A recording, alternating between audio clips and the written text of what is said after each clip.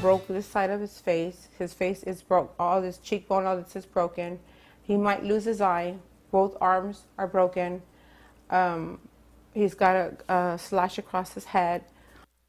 Good afternoon, I'm Jeff Brady. And I'm Deborah Knapp. A San Antonio family says they were terrorized by police officers. The officers were carrying out multiple search warrants on Royston Avenue, that's southwest of downtown, when the family says they used excessive force.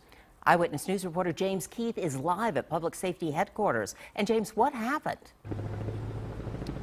Well, police tell us they were conducting a gang and narcotics investigation whenever they found a man with a criminal history inside of a home.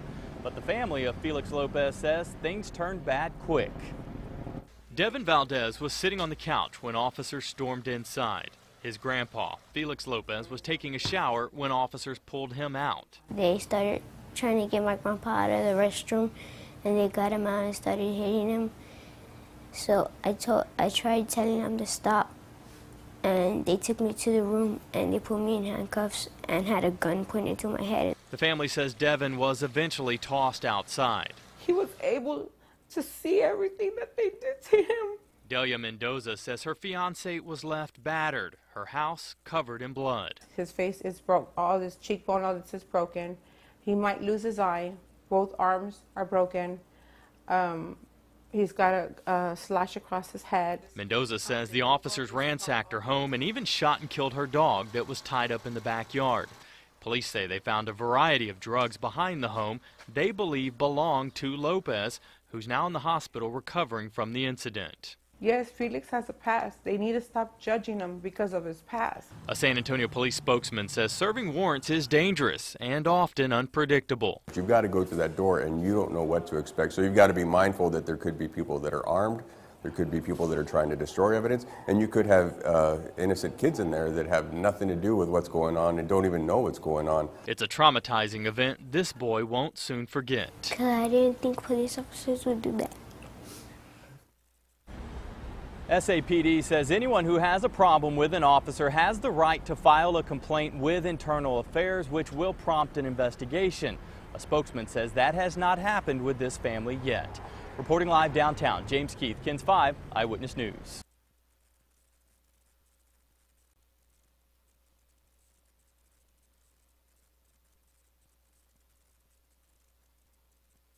SWAT holds 10-year-old boy at gunpoint as they beat his grandpa, kill dog in front of him. By Jack Burns, July 15, 2017. San Antonio, Texas. The San Antonio Police Department has come under fire once again for using excessive force. This time, amid allegations that they murdered a family dog, tortured a naked man, and threatened a 10-year-old at gunpoint, during a drug raid.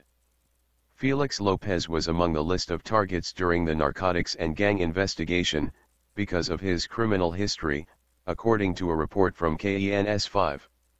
His 10-year-old grandson, Devin Valdez, described the raid to the CBS affiliate, noting that Lopez was in the shower when officers stormed in. They tried to get my grandpa out of the restroom, got him out, then started hitting him, so I tried telling them to stop and they took me to the room, and put me in handcuffs and had a gun pointed to my head, Valdez said. Lopez's injuries from the raid included 2 broken arms, a broken cheekbone, and the possibility of permanent vision loss to one of his eyes. Drugs were found on the scene but, strangely, not inside the house. They were reportedly found in the backyard, but published reports made no mention of which specific drugs were found. Advertisement. As the Free Thought Project has reported on several occasions, the San Antonio Police Department has a long and sordid history involving accusations of police brutality and the use of excessive force. During a quinceañera in May, an SAPD officer hit a 14-year-old girl in the face so hard she was diagnosed with a mild traumatic brain injury, coupled with trauma to her face and neck muscles. The latest allegation of police brutality involving the SAPD seems to epitomize all that TFTP stands against. As we have chronicled, police seem to be in the habit of killing family pets and getting away with it by claiming the dogs are vicious. Read more.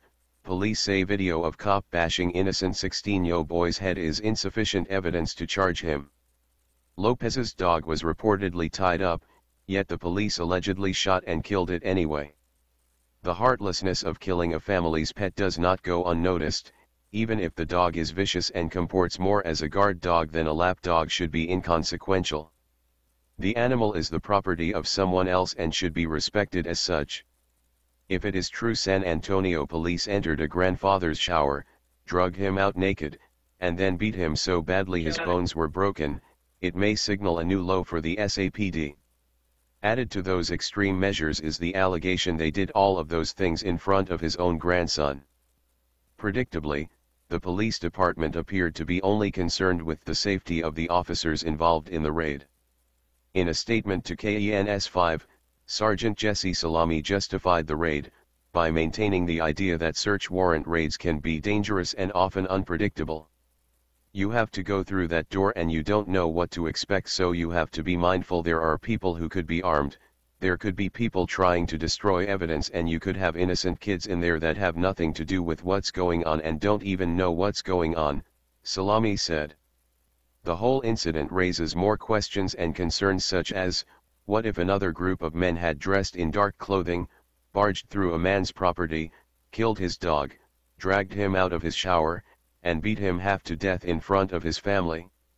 How would news agencies have described such a group? Read more.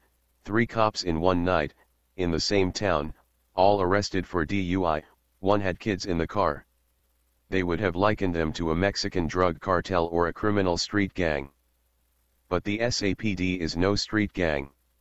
They're the police. They're sworn to protect and serve the public. In this case, how were they protecting and serving the Lopez family, or anyone for that matter? Hey Charlotte County, this is Charlotte County Cop Watch, and I wanted to explain what fair use is. You can use pieces of news articles if you're doing it for news reporting, you have commentary, and you're doing it for education purposes. So that's what fair use is, as you can see right here. Another reason why I wanted to make this video is to let you know I have just joined with Patreon. A nice thing with Patreon, I make no money on YouTube. They took the money away years ago, and so this is another way to give, and it's a nice thing too, because you can give monthly. You can give $1, $5, $10, whatever. I do 4 to 5 hours a day on trying to wake the sheep up on how corrupt it is and different ways that you can fight the corruption. So Patreon is a way that you can do it, and then of course the old way is still there. Donate to Charlotte County Cop Watch with PayPal or credit card. So keep that in mind. 4 to 5 hours a day. I make no money, but the corruption happened to me and I'm sick of it, so I'm trying to wake people up. But my wife would love it if some, if we could get some help out there. There's 47,000 subscribers.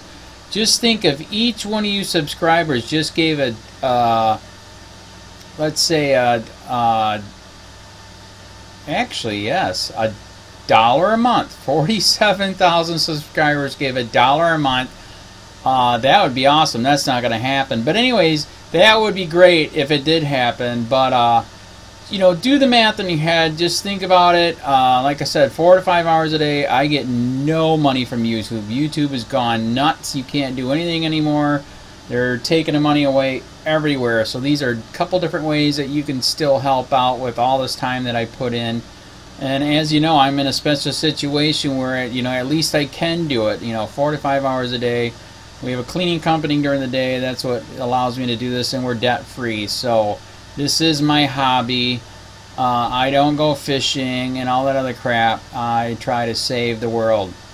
So help me out to make the wife happy, man. In fact, if you guys did give $1 a day, and there was 47,000 of you, and you did it, and each of you gave $1, and that was every month, oh my God, yes, I could quit. I could start suing them. Another idea too that we have is, if I got, some funds, we could actually contact everyone that has been ticketed and or arrested and put in jail and start sending them postcards to let them know we're here, and to see if everything went all right, and if it didn't, find out their story. So we could even do more investigations And more lawsuits. Lawsuits take money. So just think about that. You know, 47,000 of you so far right now. You know, $1 a day. I mean, $1 a month on Patreon, or $5 a month Patreon, 10, 20, whatever. Just do the math in your head. Help out. This is a lot of work every single day. Thanks.